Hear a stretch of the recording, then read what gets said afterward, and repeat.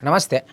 India's freedom struggle was one of the greatest and the most sacrificial battles which was fought against the British. The main speciality of India's freedom struggle is that people from different sectors of the society participated in this freedom struggle, especially the women revolutionaries. Though being a woman was not a very easy thing in those times, though being a woman she faced all sort of challenges in the society and ensure that she'll be a part and parcel of the India's freedom struggle against the British. There was one particular woman, Durgawati Devi, who sacrificed her entire life to fight against the British rule. Durgawati Devi was born in a very middle class family in Allahabad. She was married at the age of 11 to Bhagavati Vora, who himself was a revolutionary participant in HSRA, Hindu Socialist Republic Association, which was a revolutionary organization. In the later days, Durgawati Devi was also a very active member of Naujawan Bharat Sabha, which itself was a revolutionary organization. She participated in all the revolutionary movements and activities to ensure that British rule will be completely thrown away from this holy land of Bharat. And she came into the prominence of the society when she organized the 11th death anniversary of Kartar Singh Karkare. And in the coming days, when Bhagavati Vora, Bhagat Singh, Rajguru Sukhdev and Batukeshwar took up the initiative of producing bombs, they started an organization called Himalayan Toilets. The main motto of giving this particular name was so that the British will not be able to know what is the real motive behind this organization. And Durgawati Devi, during those times, she worked as a woman spy by giving all the information from the British to the revolutionaries. She was very successful in that particular activity. And in the coming days, when 1927, when Simon Commission came to India, there was huge amount of resistance and revolt against the British. Especially Lala Lajpat Rai took up the initiative of protesting against the British when James B. Scott, who was the then superintendent of police, ordered for a lathi charge.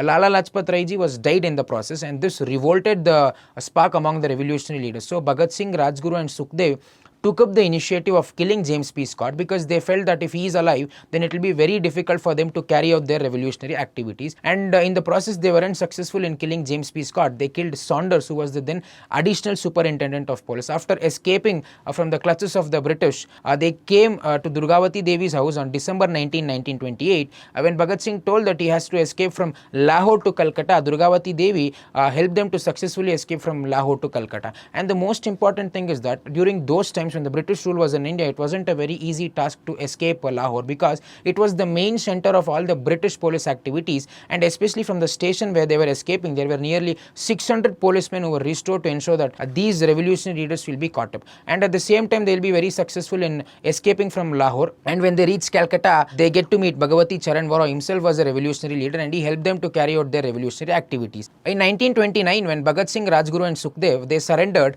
to the British, Durgawati Devi ensured that they have to be brought out from the clutches of the British, and she completely sacrificed the 3,000 worth ornaments at that point of time. And when the court gave judgment telling that Bhagat Singh, Rajguru and Sukhdev have to be hanged, it was very disturbing for her. She revolted against it, and in the later days she lost Bhagavati Vora in a very disturbing way. And at the same time, at that point of time, Chandrasekhar Azad was also killed. He wasn't there. It was a very difficult situation for her to carry out her revolutionary activities, but still that doesn't deprive her of carrying out the revolutionary activities.